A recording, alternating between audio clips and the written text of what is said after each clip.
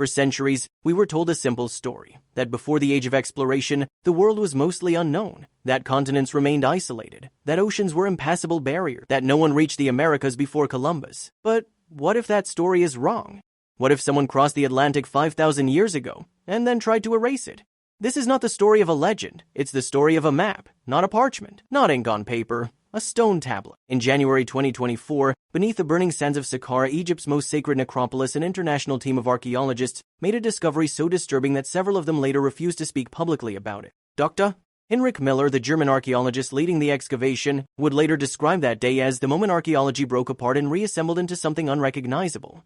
The team wasn't looking for anything extraordinary, just administrative ruins, storage chambers, routine work, until one shovel struck stone. Hidden beneath centuries of sand was a sealed chamber untouched for more than 5,000 years. When the seal was broken, the air inside was ancient, heavy, undisturbed. Dr. Sarah Chin, the project's imaging specialist, recalls the moment the light swept across the walls. No pharaohs, no gods, no scenes of judgment or worship. Only symbols, geometric lines, curving coast-like shapes, sky markers, water symbols, as if someone wasn't decorating a tomb, but recording knowledge.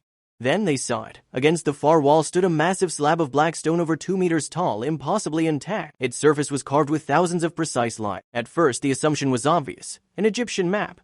The Nile, trade routes, religious symbolism. That assumption lasted less than 48 hours.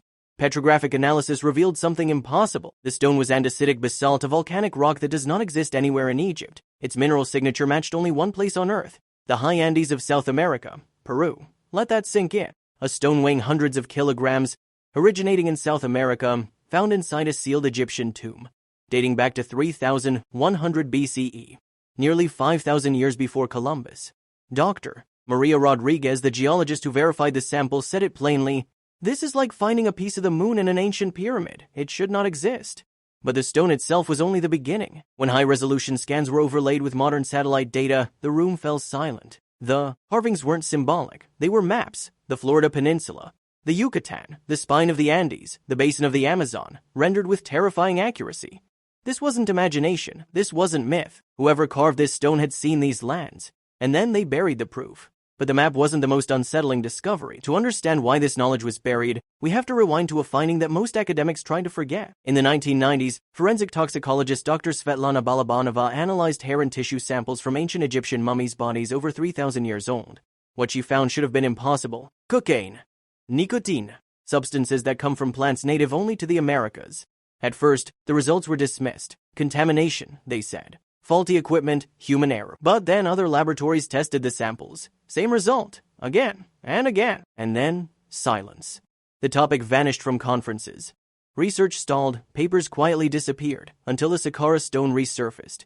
Because suddenly, the pieces fit together. The map wasn't fantasy. The chemicals weren't contamination. They were evidence. Evidence of transoceanic contact, of voyages that shouldn't have existed, of knowledge that someone desperately wanted erased. When the team enhanced faint inscriptions etched along the stone's edge, the tone shifted from discovery to dread. The hieroglyphs weren't celebratory, they were warnings. We saw the twin lands. The sun does not set there, but shadows walk. Twin lands, 2 continents, a place where the sun lingers but something dark moves beneath it.